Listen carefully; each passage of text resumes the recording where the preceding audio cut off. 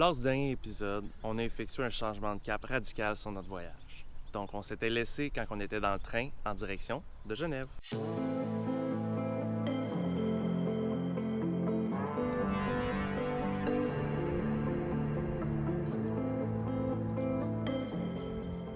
Bon, là, ça fait 5 minutes qu'on est rendu en Suisse.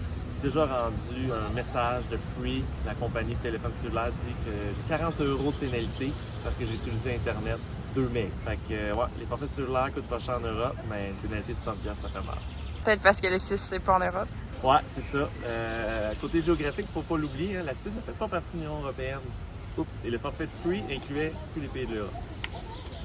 Alors, c'est quoi l'objectif de l'épisode? Eh bien, c'est de traverser la Suisse pour se rendre en Allemagne. On a commencé à Genève, sur le bord du lac Léman, et on a longé jusqu'à Lausanne. Ensuite, on a pris la direction nord vers le lac Neuchâtel.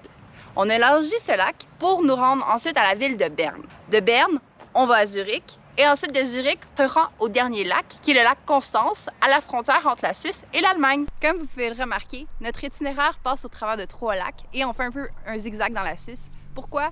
Eh bien, oui, au travers des lacs, il y a un petit peu moins de dénivelé. C'est ça notre secret. Après un court et agréable séjour à Genève, nous embarquons sur nos vélos en direction pour Lausanne.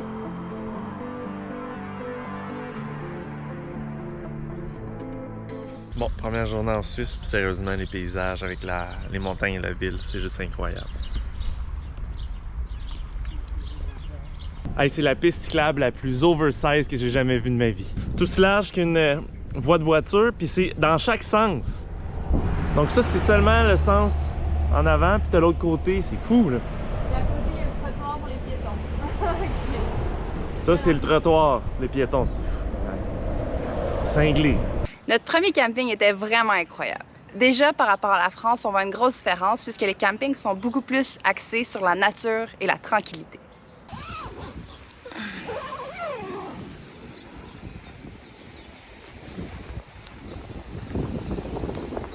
En cours de route, on s'est fait des amis quelque peu insistants. C'est l'heure du dîner. Jean-Ben porte son casque pour être protégé. Bien sûr, Amis, hein? on a toujours des amis ici. Les oiseaux, là, il n'y en a pas beaucoup. Mais ils viennent s'attrouper dès qu'on sort de la bouffe. Hey!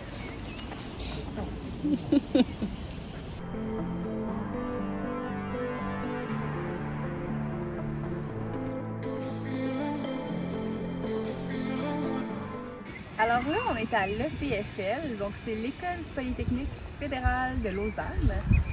Et ça a fait drôle parce que il y a 3 ans, j'avais appliqué pour venir faire une maîtrise ici en énergie renouvelable.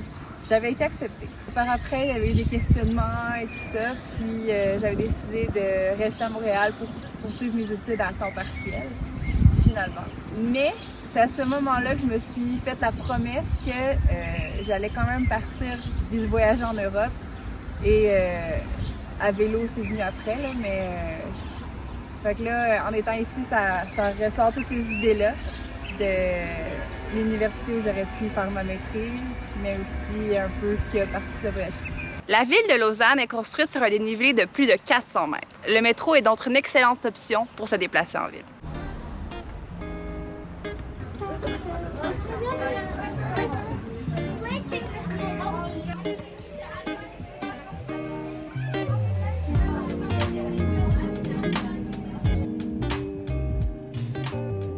Sérieusement, c'est incroyable la ville de Lausanne, comment la ville est faite en montagne, il y a de l'inclinaison partout. On vient d'arriver à notre lieu où on va coucher pour les 2 prochaines journées. Ça, c'est la cour d'entrée.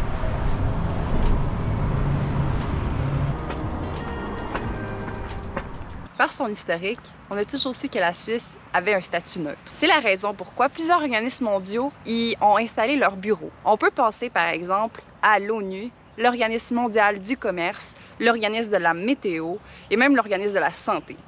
Nous avons pu visiter le siège des Olympiques à Lausanne.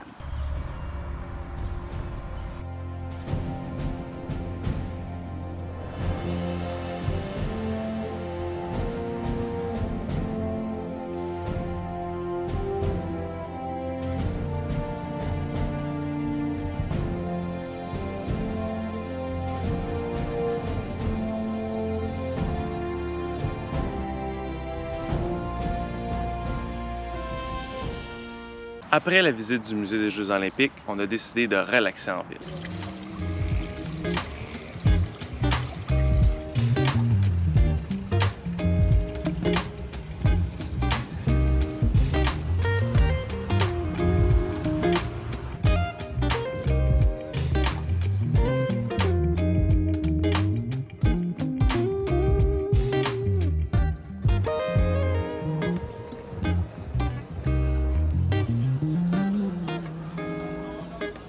Après avoir visité la ville de Lausanne, on a quitté le lac Léman en direction du lac Neuchâtel.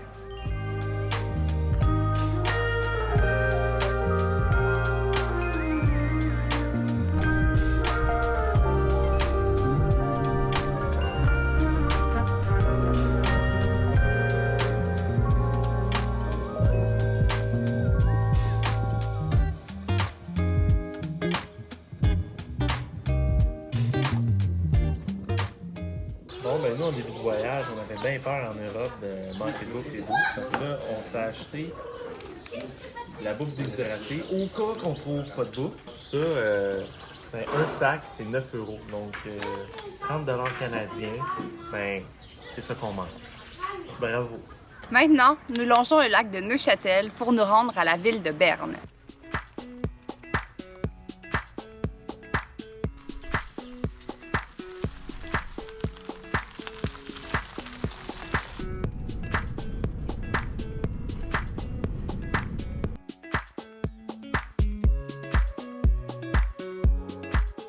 Avec le poids du vélo et des bagages, il nous est pratiquement impossible de monter une côte de plus de 10 % sans descendre de nos vélos.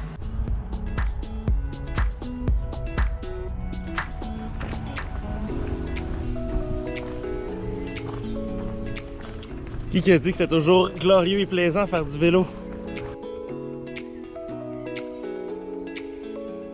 Après une grosse journée, nos efforts sont récompensés. Rendu ici, il nous reste une journée de vélo pour se rendre à la ville de Berne. En date, la journée va bien. Là, on va faire un petit peu de bras et de muscles. Faut prendre ce pont-là avec ses escaliers, mais au moins, on a un rack.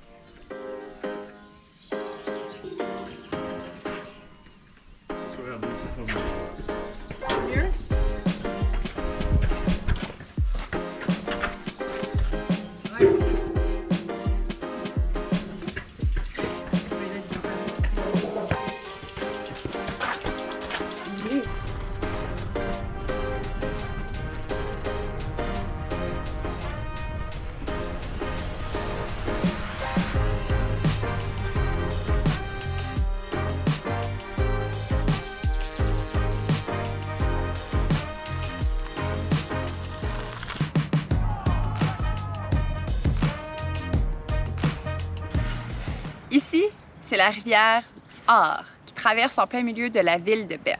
C'est fou comment les installations sont incroyables. C'est comme un manège. En fait, on peut monter sur une distance de 500 mètres à pied, puis on se jette dans la rivière pour descendre son courant et pouvoir ressortir et le refaire ainsi de suite. C'est vraiment comme un parc d'attractions, un peu comparable à Valcartier, mais c'est au plein milieu du centre-ville et en plus, c'est gratuit. Ensuite, on a décidé de prendre un train entre Berne et Zurich.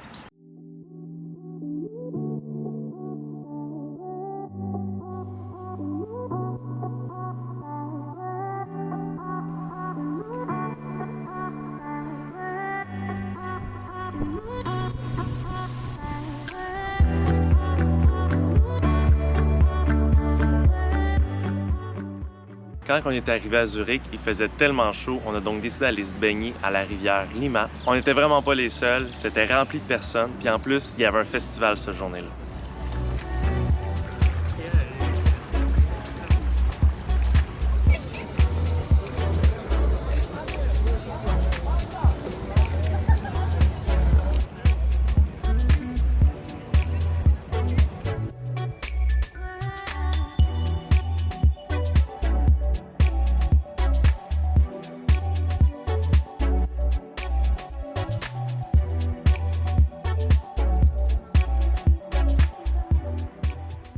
On avait prévu atteindre l'Allemagne en vélo, mais un imprévu a changé nos plans. Bon, on a une malade. prête? Fait que là, on va où? On va à la gare. On a été retardé une journée. Hier, j'étais très malade, genre une intoxication alimentaire, quelque chose comme ça. Puis là, aujourd'hui, on prend encore une journée de repos, mais on va s'avancer sur notre chemin vers l'Allemagne. Bon, fait que finalement, on a trouvé notre plan de sortie. On a maintenant les billets de train. Fait que direction Munich demain, il n'y a pas de place pour aujourd'hui. Tous les vélos étaient réservés. Ben là, on a un train direct jusqu'à Munich. On part vers l'Allemagne qui va clore la Suisse.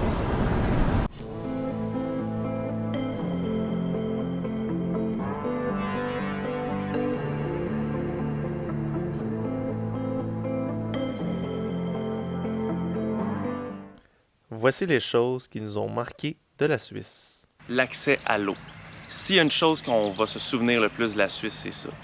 La meilleure image, c'est la rivière Bonaventure en Gaspésie, mais tu as accès à Zurich, à Berne ou à Lausanne. C'est fou à ce point-là. C'est gratuit, accessible, l'eau est chaude, c'est vraiment incroyable. L'infrastructure cycliste en Suisse est vraiment hallucinante.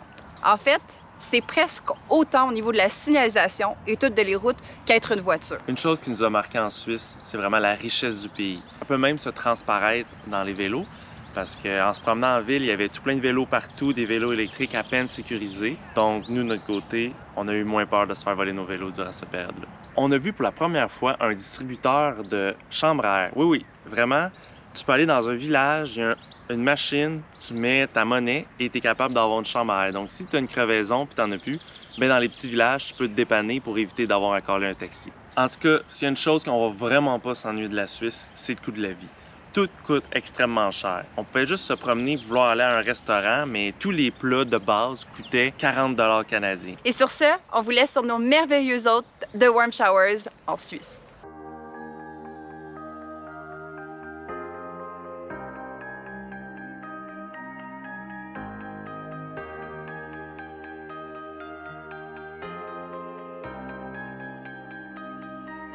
Ça fait le tour pour aujourd'hui!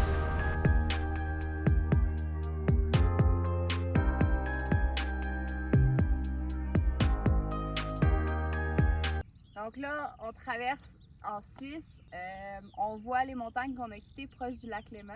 Puis on pensait ne les avoir quittées hier, mais non, ils sont toujours là aujourd'hui.